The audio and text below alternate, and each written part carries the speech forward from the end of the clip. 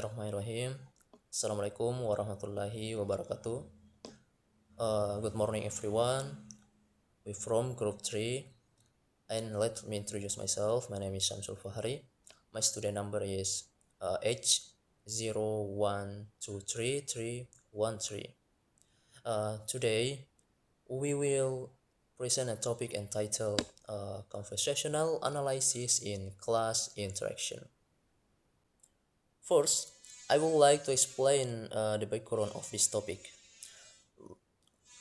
Language is the main tool used by teachers and students to communicate in the classroom.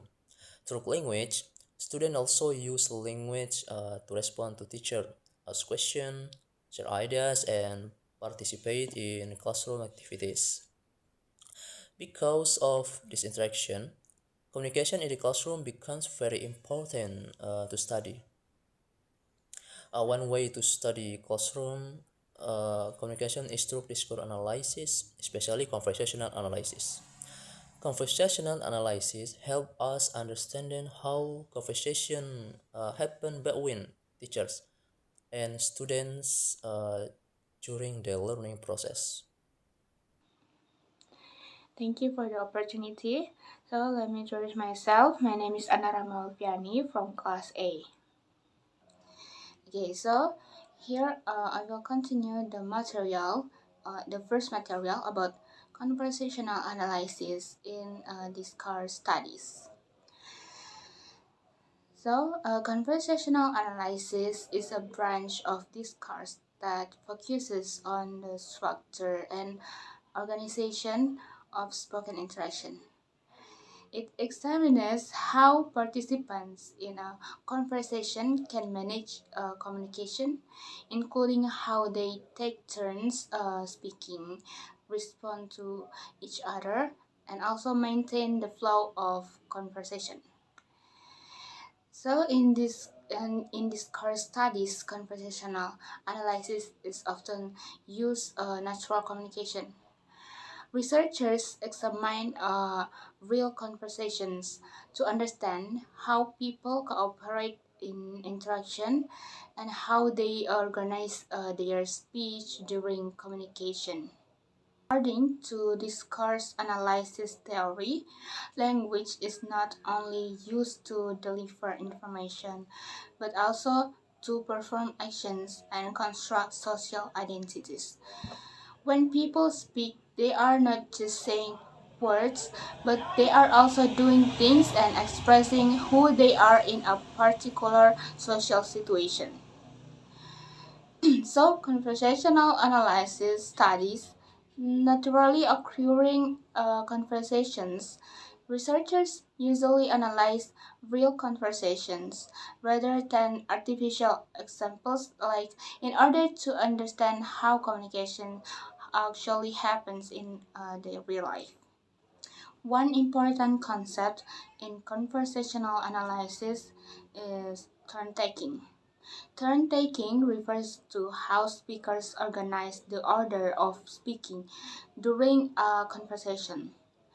In most interactions, participants follow social rules that allow speakers to take turns smoothly and avoid speaking at the same time. And another important concept is adjacency pairs. Adjacency pairs are pairs of related utterances produced by two different speakers. For example, like greeting and greeting, question and answer, and request and response. So these patterns show that when someone says something, certain type of response is normally expected. In discourse studies, conversations are also understood as structured interactions, not only random speech. Scholars such as Sinclair and Coulthard explain that spoken discourse can be analyzed through hierarchical units such as transactions, exchanges, moves, and acts. Furthermore, conversational analysis helps researchers understand how participants cooperate to maintain communication. Speakers use linguistic signals such as pauses, intonation, and discourse markers to manage conversation and show understanding. So overall, conversational analysis is important in discourse studies because it helps researchers understand how meaning is constructed through interaction, how speakers coordinate their speech, and how social roles influence communication. Okay, I think that's all from me. Thank you and wassalamualaikum warahmatullahi wabarakatuh. Assalamualaikum warahmatullahi wabarakatuh. First of all, let me introduce myself.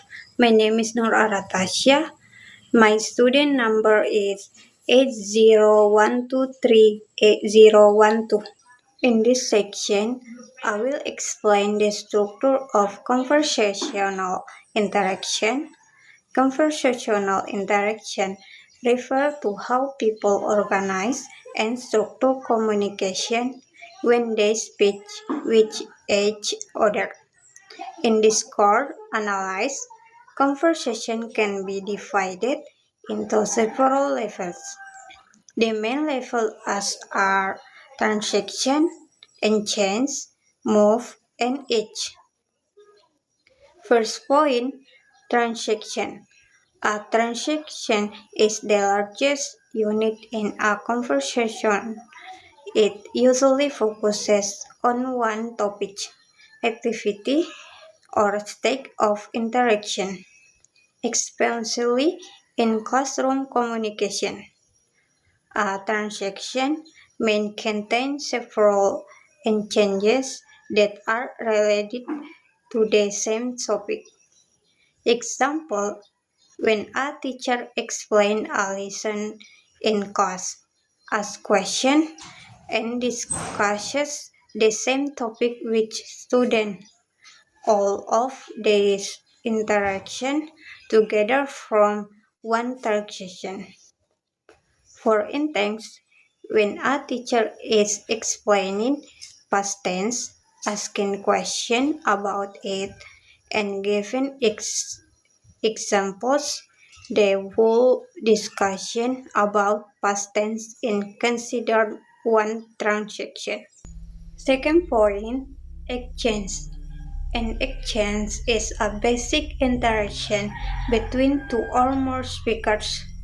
It usually appears in the form of question and answer or a short interaction between participants. In classroom communication, exchanges often happen between teacher and student. Example, teacher. What is the past tense of go? Student, when. The short interaction between the teacher and the student is called one exchange.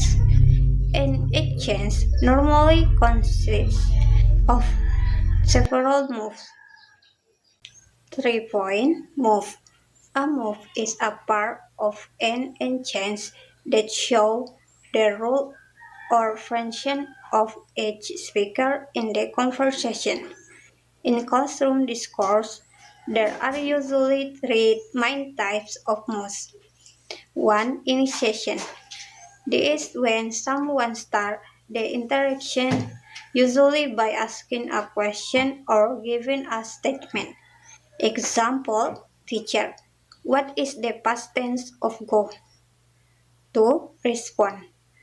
This is when the other participant answer or respond to the invitation. Example, student win. 3. Feedback. This must happen when the speaker evaluate, comment on, or confirm this response. Example, teacher. Yes, that's correct. So, the pattern becomes initiation, response, and feedback. Last point, age. In age is the smallest unit of conversation. It refers to a single communicative function, usually expressed through a word, phrase, or short sentence. Each represents the specific purposes of an other role in communication. Some common examples of each include greeting, saying hello to someone. Example, good morning. Asking, requesting information. Example, what is the past tense of go? Answering, responding to a question. Example, when. Explaining, giving more information. Example, the past tense of go is when. Confirming, agreeing, or verifying. Example, yes, that's correct. This was some of my explanation. Thank you for your attention. Assalamualaikum warahmatullahi wabarakatuh. Assalamualaikum warahmatullahi wabarakatuh. I'm Hadijah with student number H01233304. Now I will continue the explanation of conversational analysis and class interaction. So we already discussed the structure of conversational interaction. The next point is how these interaction patterns appear in the classroom or classroom interaction in conversational analysis. In classroom communication, interaction between teachers and students usually follows a specific pattern. One of the most common patterns explained in conversational analysis is called IRF structure, which stands for initiation, response, and feedback. In many classroom situations, communication between teachers and students follow this IRF pattern. This structure explains how interaction normally happens during the teaching and learning process in the classroom. The first stage is initiation. Initiation happens when the teacher begins the interaction. Usually, the teacher will ask a question, gives an instruction, or introduce a topic to start the discussion. The goal of initiation is to encourage students to participate in the learning activity. For example, the teacher might ask, what is the main idea of this paragraph? Or can someone give an example of a noun? That's it. The second stage is response. In this stage, students respond to the teacher's question or interaction. They may answer the question, express their opinion, or try to complete the task given by the teacher. This response shows how well students understand the material that has been taught in the classroom. The last stage is feedback. After teacher gives a question and the student respond, then the teacher provides feedback.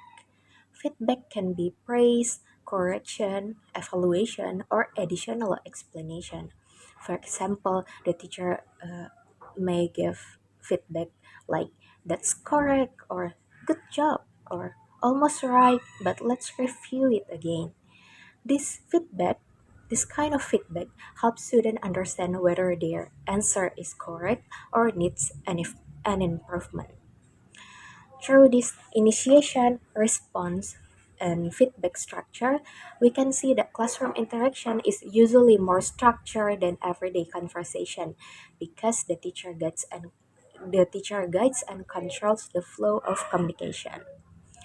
So, from this explanation, we can conclude that the IRF structure helps us understand how classroom communication is organized. It shows how teachers start the interaction, how students participate through respond, and how feedback supports the learning process. I think that's all I can explain. Thank you very much. Wassalamualaikum warahmatullahi wabarakatuh. Finally, I would like to conclude this presentation. Conversational analysis is an important approach in discourse analysis that studies how spoken interaction is organized. It focuses on conversational patterns such as turn taking, adjacency pairs, and exchange structures. In classroom interaction, communication is usually structured and often controlled by the teacher. However, students also play an important role in responding and participating in the conversation. By studying conversational analysis, we can better understand how communication works in the classroom and how it supports the learning process. Thank you for your attention. Assalamualaikum warahmatullahi wabarakatuh.